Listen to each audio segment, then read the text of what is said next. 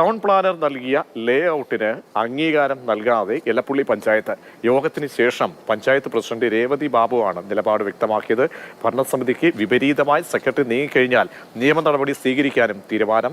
Revathi Babu panchayat president പ്രതികരണം കേൾക്കാം. കോടതികളിൽ നിന്നും ഒരു തീരുമാനം ആകുന്നത് വരെയും ഈ ഒയാസിസുമായി ബന്ധപ്പെട്ടിട്ടുള്ള ഒരു കാര്യത്തിലും ഒരു അനുമതിയും കൊടുക്കരുത്. അത് മാറ്റിവെക്കണം.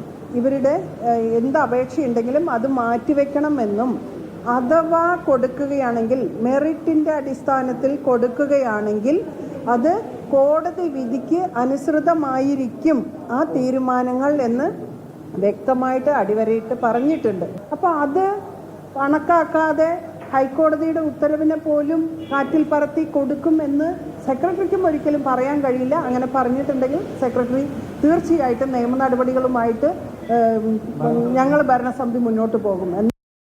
അങ്ങനെ ഒരു ഫയൽ വരാത്തതിൻ്റെ അടിസ്ഥാനത്തിൽ ഇന്നിങ്ങനെ ഒരു അജണ്ട ബോർഡിൽ എന്തിനു വെച്ച് എന്ന് ഞങ്ങൾക്ക് പോലും അറിയില്ല.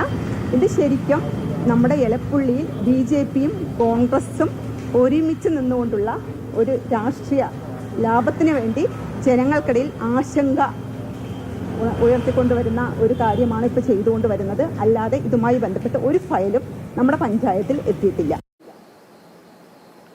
ഗൂഗിൾ വീസ് ചെയ്യുന്നുണ്ട്. ഗൂഗിൾ ബ്രൂവറി വിഷയത്തിൽ എന്തായാലും ഈ ഭരണസമിതിയുടെ ഭാഗത്തുനിന്ന് വരുന്ന പ്രതികരണമുണ്ട് സെക്രട്ടറിക്കെതിരെ. അതായത് ഭരണസമിതി നിലപാടിന് വിരുദ്ധമായ ഒരു പ്രവർത്തനം ഉണ്ടായിക്കഴിഞ്ഞാൽ അത് നിയമപരമായി തന്നെ അതിനെ നീങ്ങേണ്ടി വരുമെന്ന് പറയുന്നത്. എന്താണ് ഇപ്പോൾ സംഭവിക്കുന്നത്? രണ്ട് ഭാഗത്തുള്ള പ്രതികരണമാണ് ഇപ്പോൾ കേട്ടത്. കമ്പനിയുടെ ഏറ്റവും നിർണായകമായ ഒരു ഘട്ടത്തിലാണ് നിൽക്കുന്നത്. അതായത് ടൗൺ പ്ലാനർ ഈ ഒരു പദ്ധതിക്ക് അനുമതി നൽകുന്നു എന്നുള്ളതാണ്.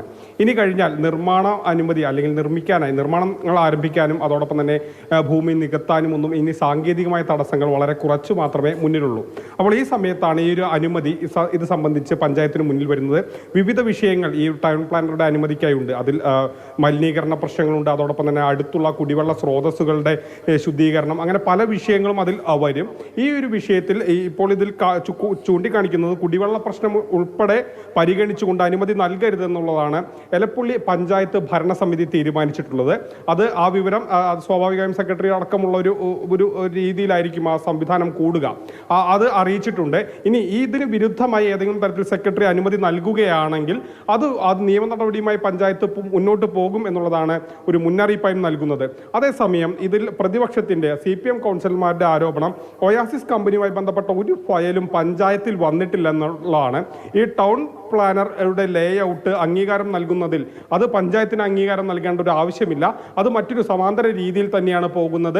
അത് കഴിഞ്ഞ് ഇത്തരം വലിയ പ്രൊജക്റ്റുകൾക്കൊന്നും ഇത്തരത്തിൽ പഞ്ചായത്തിന് അനുമതി ആവശ്യമില്ല എന്നുള്ളതാണ് പ്രതിപക്ഷം ഇന്ന് പറയുകയും കൗൺസിലിൽ ഈ പഞ്ചായത്ത് യോഗത്തിൽ എതിരെയുള്ള നിലപാട് സ്വീകരിക്കുകയും ചെയ്തു. ഏതായാലും ഒയാസിസ് കമ്പനിയുടെ നിർമ്മാണത്തിന് മുന്നോടിയായുള്ള ഏറ്റവും അവസാന ഘട്ടത്തിലാണ്, അല്ലെങ്കിൽ അതുമായി ബന്ധപ്പെട്ട പദ്ധതികളുടെ അല്ലെങ്കിൽ അനുമതികളുടെ സാങ്കേതിക തടസ്സങ്ങളുടെയൊക്കെ ഏറ്റവും അവസാന ഘട്ടത്തിലാണ് ഇപ്പോൾ കമ്പനിയുടെ ഭാഗത്തുനിന്ന് ഭാഗത്ത് ഉള്ളത് എന്ന് നമുക്ക് മനസ്സിലാക്കാൻ കഴിയും.